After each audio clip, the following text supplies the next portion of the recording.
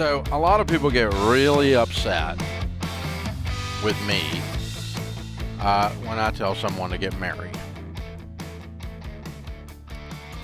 So let's just kind of understand, yeah, there's a moral component to that for me, I'm a Christian, or a spiritual component to that for me, I'm a Christian.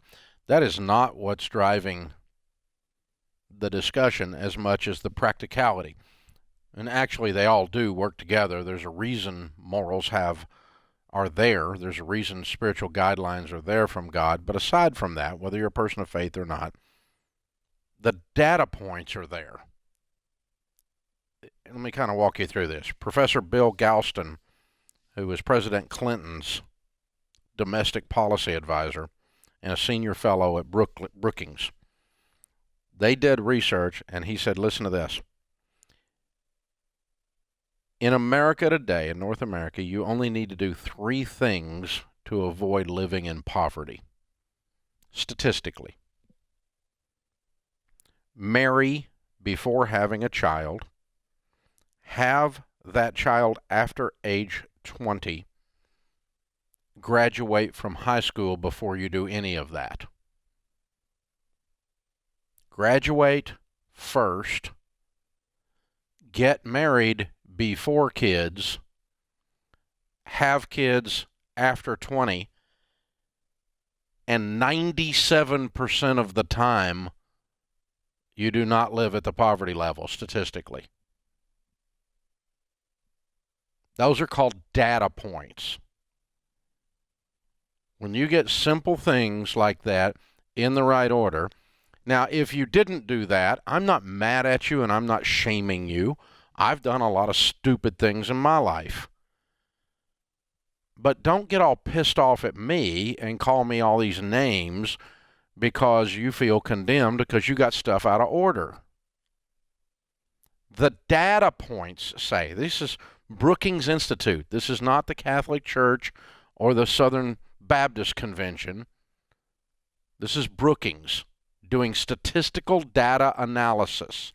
97% of the time that you graduate from high school before having a child, get married before having a child, and have the child after age 20, you will not live your life at the poverty level.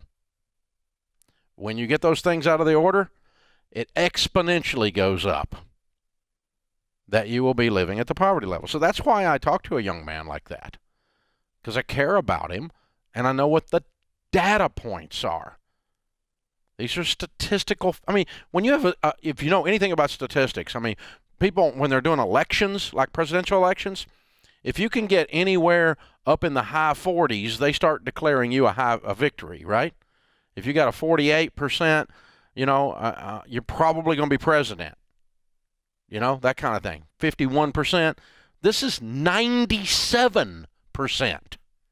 That's like every time, stupid. That's what that means.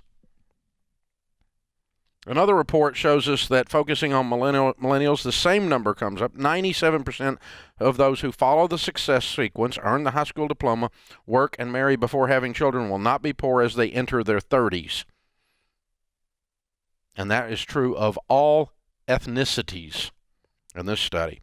Another study, only 4% of homes with a married mother and father in the home are on food stamps.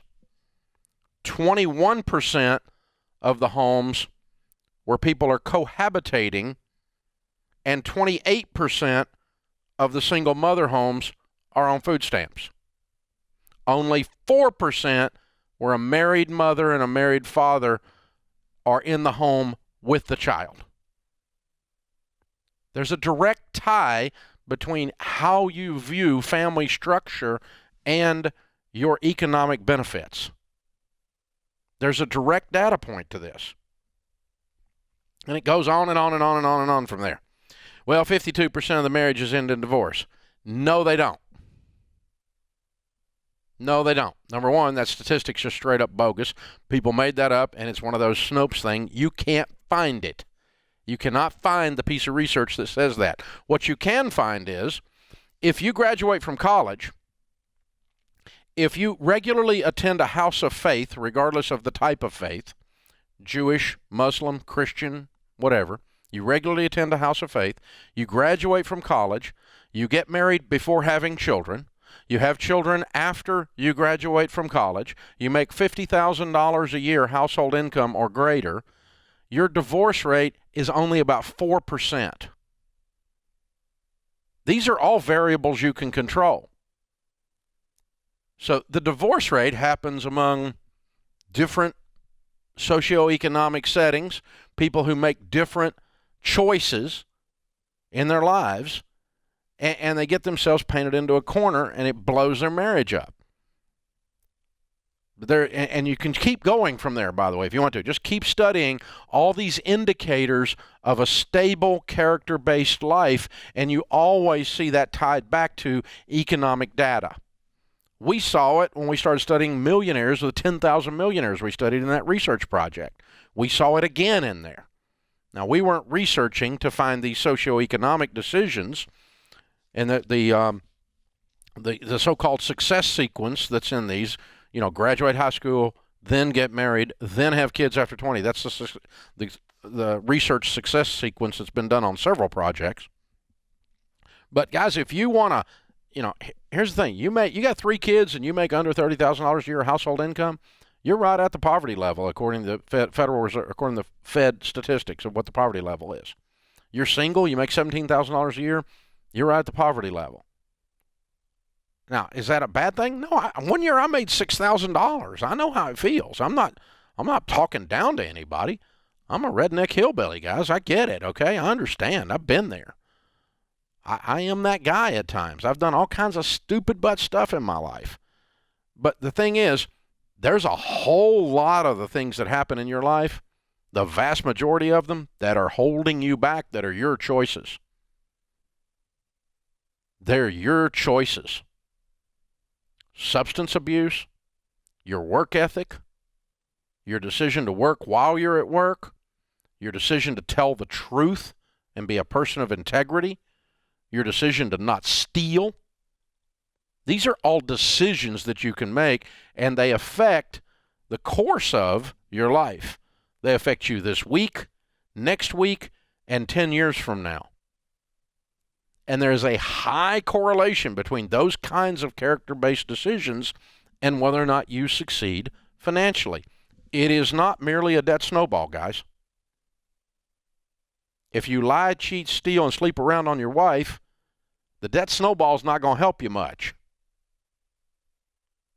Because marriage is grand, but divorce is 50 grand. You get to cut everything in half when you do that and start again. Try cutting it in half about 3 times and starting again. You got to make a whole lot of stinking money to offset that puppy. It's cheaper to keep her, baby. I'm telling you, these life choices are real, but in this politically correct speech Nazi culture that we live in, we're not allowed to say out loud that your character impacts your life. Well, I just did. And there's 17 million of you listening. And if you're really upset with me right now, it's okay. You can go listen to somebody else. I understand. I'm not mad. But they call this the Dave Ramsey Show for a reason. Because it's my freaking show. And if you don't like what I'm saying and you want to say something else, get you a show. This is the Dave Ramsey Show.